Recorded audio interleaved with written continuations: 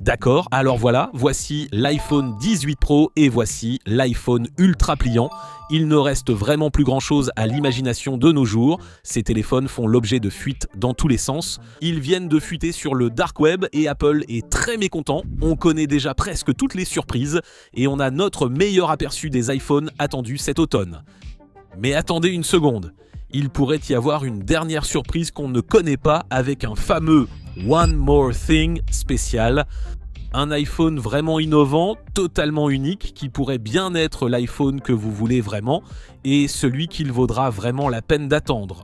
Je vais essayer d'expliquer ces récentes fuites folles sur les iPhones de cette année car la situation devient étrange et compliquée.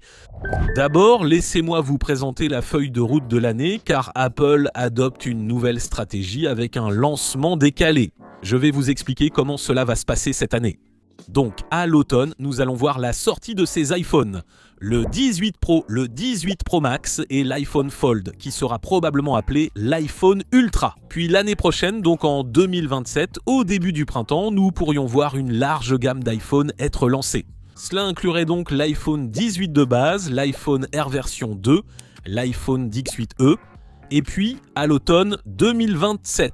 Donc dans plus d'un an à partir de maintenant, on entend parler de l'une des choses les plus excitantes qu'Apple ait jamais faites. C'est en fait l'iPhone qu'Apple a toujours voulu fabriquer sous la forme de cette édition spéciale pour le 20e anniversaire de l'iPhone. En fait, pour beaucoup d'entre vous, vous pourriez tout simplement vouloir ignorer complètement l'iPhone 18 Pro parce que c'est plus ou moins la même chose.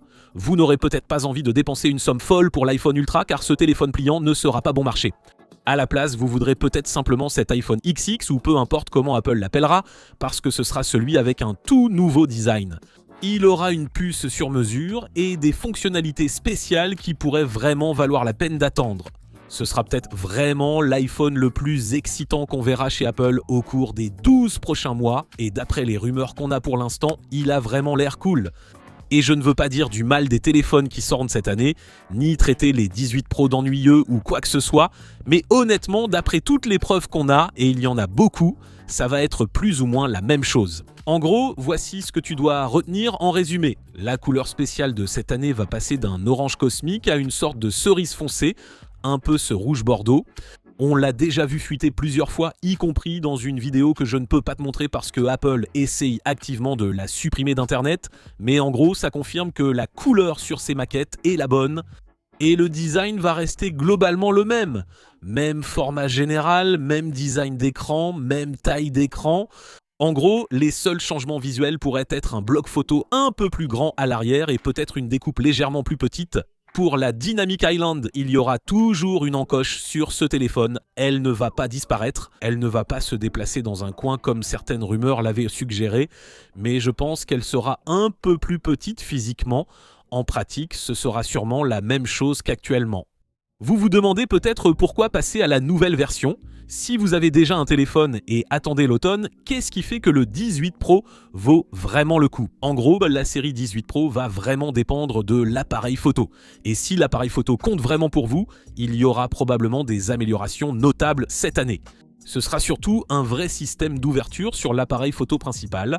Donc, il pourra réellement contrôler physiquement la lumière qui entre dans ce capteur, ce qui devrait vous donner un bokeh plus naturel et un meilleur contrôle de l'éclairage et de la profondeur de champ. On attend aussi les habituelles améliorations du processeur, un nouveau modem Apple et surtout une batterie plus grande qui changera le confort d'utilisation. En fait, j'ai un 17 Pro acheté au lancement. Je suis juste curieux, l'état de la batterie en ce moment, je vais faire une capture d'écran de ça. Je suis à 95% et j'ai effectué un total de 294 cycles de charge. Je suis curieux de savoir, pour ceux d'entre vous qui ont aussi un téléphone acheté le jour du lancement ou même en général, quel est l'état de santé de votre batterie en ce moment? Est-ce que vous ressentez l'envie de changer de téléphone? L'autonomie de la batterie est-elle toujours aussi bonne qu'au moment où vous l'avez sortie de la boîte? Indiquez simplement son état ci-dessous.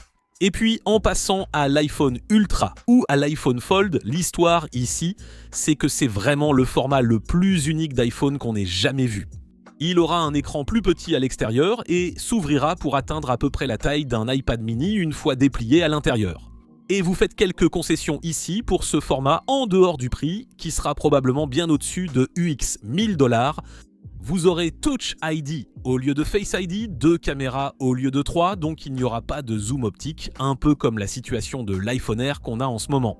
Et aussi, vous savez, en dehors des limitations générales d'un téléphone pliable, comme le fait d'être plus fragile et ce genre de choses, ça va juste être différent. Et j'espère que l'expérience logicielle ici, ainsi que toutes les nouvelles applications et fonctionnalités en mode paysage qu'on a vues avec iOS 27, rendront ce téléphone un peu plus utile et un peu plus polyvalent. Mais savoir si vous devriez vraiment passer à ce modèle dépend surtout de votre volonté de dépenser autant que pour un MacBook Pro pour un téléphone et aussi de l'importance que vous accordez ou non au format pliable d'un téléphone. Si vous voulez avoir le plus d'espace d'écran possible et que vous aimez à peu près la taille d'un iPad mini, mais dans un appareil que vous pouvez refermer en le repliant, alors peut-être que ça en vaut la peine. Si vous voulez le meilleur appareil photo, il ne semble pas que ce soit ici que vous le trouverez. Il y aura forcément des compromis, des avantages et des inconvénients, mais au moins c'est quelque chose de nouveau, d'unique et de différent. En tant que personne qui demande souvent à Apple d'innover et de penser différemment dans mes vidéos, je suppose que c'est un peu son truc. Je leur accorde le bénéfice du doute, j'ai hâte d'essayer et j'espère qu'il répondra aux attentes. Mais au-delà de ça, il y a un autre iPhone qui pourrait bien être beaucoup plus excitant. Et je pense que pour beaucoup de gens qui ne veulent pas d'un téléphone pliable, qui ne veulent tout simplement pas de ce format, mais qui veulent quelque chose de totalement nouveau, unique et différent de la part d'Apple, ça pourrait bien être ça. C'est l'iPhone du 20e anniversaire parce qu'en 2027, croyez-le ou non, cela fera 20 ans depuis le lancement du tout premier iPhone. On entend actuellement que cet appareil devrait être tout écran. Il n'aura pas seulement du verre d'un bord à l'autre, mais presque un verre incurvé, un peu comme un effet cascade, similaire à ce qu'on avait avec certains écrans incurvés de Samsung et d'autres à l'époque. Cela pourrait revenir pour ce téléphone. Face ID passerait sous l'écran, donc il n'y aurait probablement pas d'encoche ni de découpe.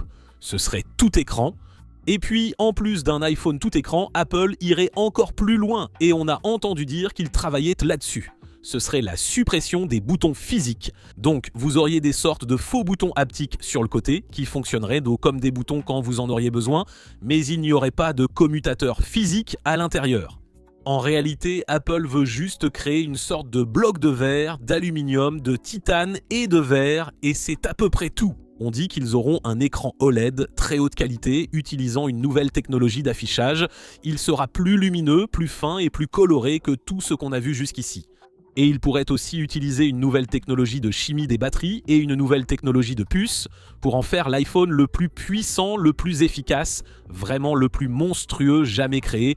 On ne connaît toujours pas le prix.